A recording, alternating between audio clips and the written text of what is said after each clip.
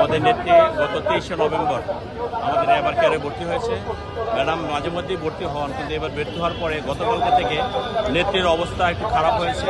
খারাপ হওয়ার পর থেকে আমরা দেখতে পেরেছি যে আমাদের অনেক নেতাকর্মী বা সাধারণ মানুষ ম্যাডামকে দেখার জন্য বা ম্যাডামের খোঁজ খবরের জন্য হসপিটালে ভর্তি করছে।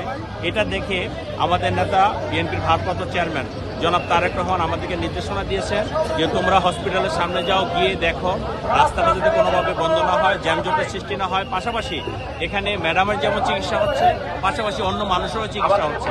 স্বাভাবিক কারণে যারা চিকিৎসা নিতে এসেছে তাদের যাতে কোনো সমস্যা না হয় এবং ম্যাডামের জন্য সারা বাংলাদেশে মানুষ দোয়া করে, সেটা ঘরে বসে দোয়া করা যায়, মসজিদে বসে দোয়া করা যায়, বাসায় বসে দোয়া করা যায়।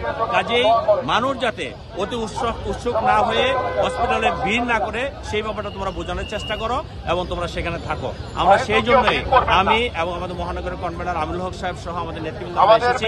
আমরা চেষ্টা করে যাচ্ছি, তারপরে হয়তো আমরা এখনো পেরে উঠতেছি না, তবে আমরা আশা করি যে মানুষ এটা বুঝতে পারবে যে এখানে ভিড় না করে ঘরে বসে দোয়া করলে হবে। যে অতি উৎসাহী হয়ে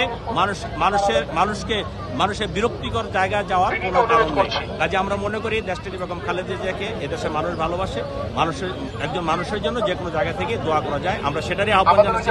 আমাদের ভারপ্রাপ্ত চেয়ারম্যান যেভাবে আহ্বান জানিয়েছেন যে ঘরে বসে দোয়া করার জন্য, আমরা সেই কাজটা করার জন্য এখানে এসেছি। আমরা আশা করি আমরা সফল হবো ইনশাল্লাহ এবং আল্লাহ রাব্বুল আলামিন ম্যাডামকে সুস্থ করে দিবেন। আপনাকে ধন্যবাদ।